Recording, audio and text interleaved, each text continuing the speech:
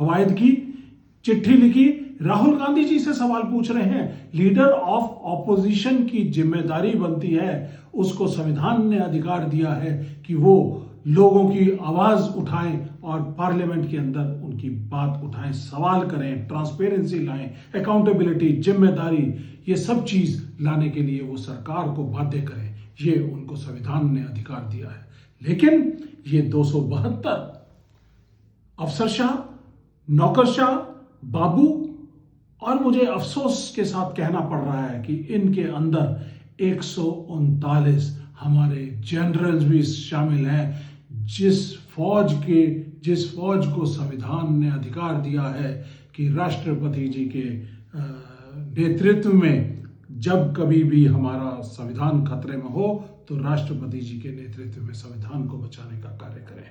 और उनमें से 139 जनरल अपने चैटवुड प्रिंसिपल भूल गए, अपनी ओथ भूल गए और अपने देश के प्रति अपनी ऑनेस्टी, ईमानदारी, लॉयल्टी, इंटेग्रिटी भूल गए और उन्होंने अपने आप को एक कतार में बाबूशाही के साथ खड़ा कर दिया।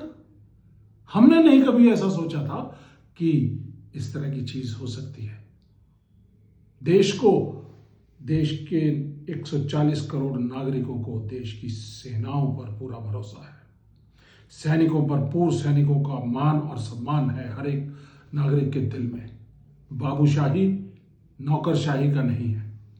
तो इसलिए आपने उनके साथ एक कतार में खड़ा होकर हमारे देश की सेनाओं को, देश के सैनिकों को और देश के 140 करोड़ लोगों की भावनाओं को आहत किया है।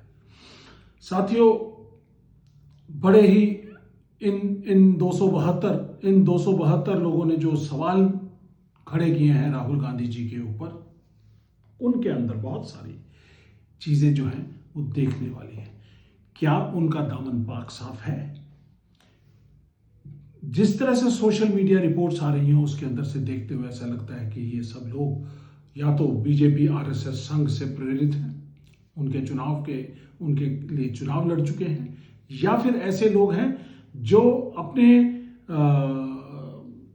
जिन्होंने अपने कार्यकाल के अंदर कहीं ना कहीं पर उनके ऊपर दाग हैं और उस दाग को बचाने के लिए, डरते हुए ईडी, सीबीआई, आईटी, मोदी और शाह की जो हथकंडे हैं उनसे बचने के लिए कहीं ना कहीं उन्होंने ये सवाल खड़े किए हैं।